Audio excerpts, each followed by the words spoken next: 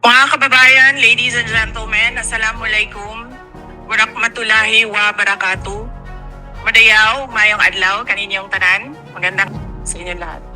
The officials of the Office of the Vice President as well as each and every one of our satellite office leads were in receipt of a letter from the chairman of the Committee on Good Government and Public Accountability dated September 13, 2024, requesting our presence or that of our duly authorized representatives in today's initial deliberation with preliminary determination on privilege speech number 379. In view of the said letter, I am appearing before you today not only as the head of office, but more importantly as the duly authorized representative of all officials of the OVP.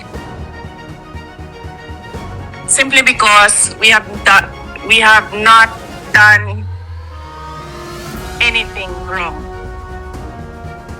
There is no misuse of funds.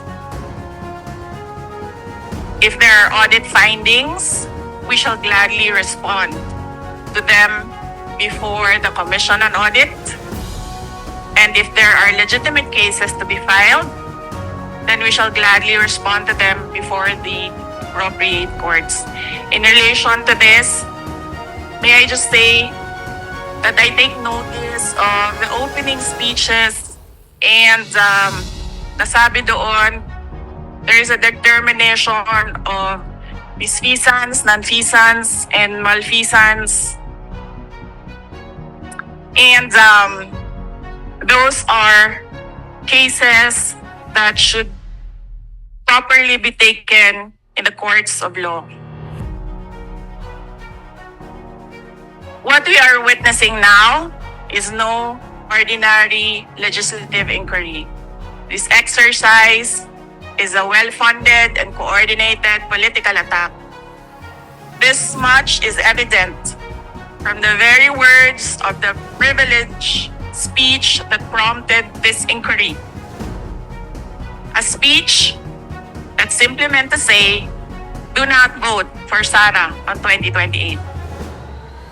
It is clear to me that this inquiry is not about misused funds, accountability, or governance. Instead, it is solely aimed at discrediting my name and my office to prevent future political contests.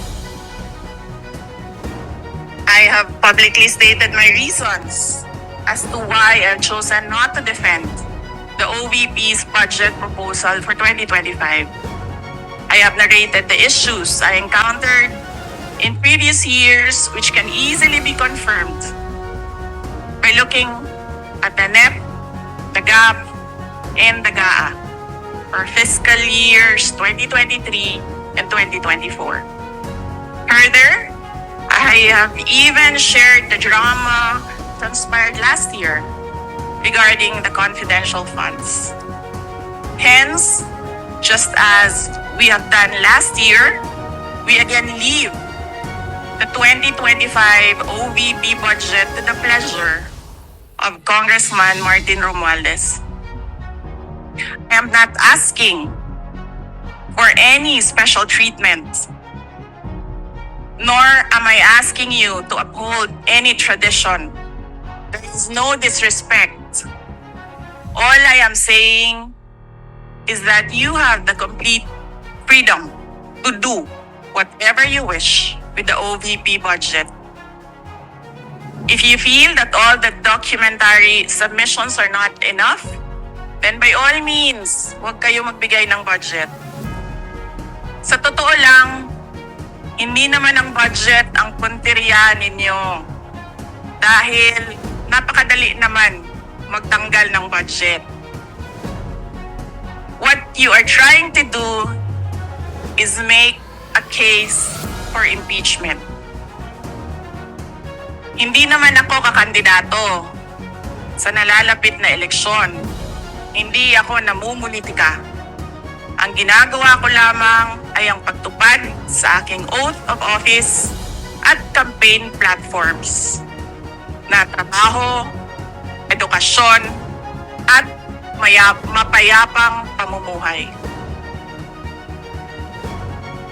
Sinabi ko na noon at ilang beses ko nang inulit na hindi ako ang problema ng bayan na ito. Totoong problema ng bayan ay kagutuman, kahirapan, illegal na droga, kriminalidad, terorismo, hindi na sapat na healthcare, kalidad ng edukasyon, kawalan ng plano ng infrastruktura para sa disasters, at marami pang iba. So, you may try to destroy me, you can skin me alive, and throw my ashes to the wind. Let it be known, you will find me unbowed.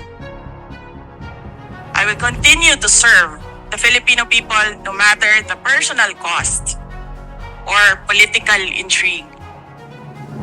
Having said that, I will not allow myself to be subjected to an inquiry based on an empty privilege speech just so you can attack me and do indirectly what you failed to do directly during the budget hearings. I therefore request this committee to terminate this inquiry for its clear lack of any proposed legislation or substantive matter for discussion. Shukran. Sons kami. Yes, Ang ano po, considered as resource person po. ang ano po. Kayo po. Kaya nga po. Lahat po, ino-oath po. Yeah. Apo. Nakalagay po sa rules ninyo, witnesses. Nakalagay po dito ngayon sa table, resource persons. Lahat po considered as resource person and witness. Lahat po naman kayo, lahat resource person kayo. Wala pa naman po tayong tinatawag na lahat po considered as resource person. Right. Opo. Ang nasa rules ninyo, witnesses lang po ang nag-o-oath. Wala po kayong rules sa resource persons.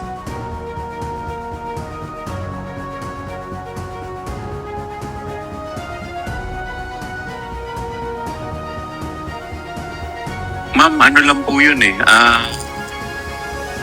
Yung term lang po yun eh. Pero considered as resource person din po kayo eh. Yes, sir. Resource persons nga po yung nalagay Witness dito. po at saka resource person po.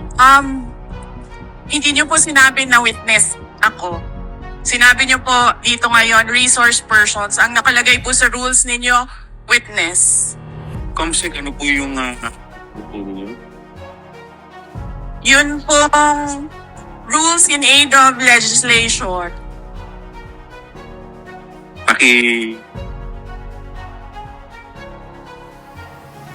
Mr. Chair, point of order. What is the point of order of the Honorable Congressman? This issue about witness, resource person, etc., etc. Ano sabi lakas ng po, hindi ko narinig. Persons and accused has been taken up in previous legislative inquiries in aid of legislation. And I want to quote a December 8, 2008 hearing in the Senate, where Senator Miriam de Persor Santiago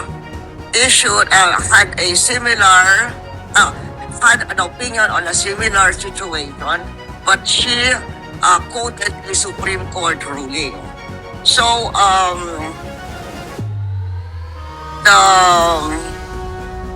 the Constitution provides no person shall be compelled to be a witness against himself. The Supreme Court has repeatedly emphasized that there is a difference between a mere witness and the accused.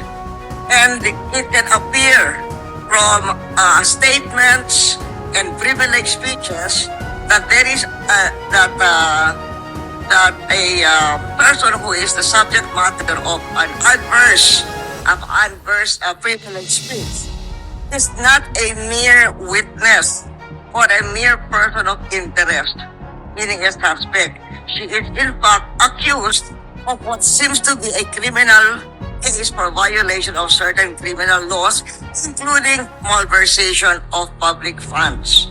And there is a case quoted in 2007, Standard Chartered Bank versus the Committee on Banks, where the court repeated the rule that an accused occupies a different tier of protection from an ordinary witness.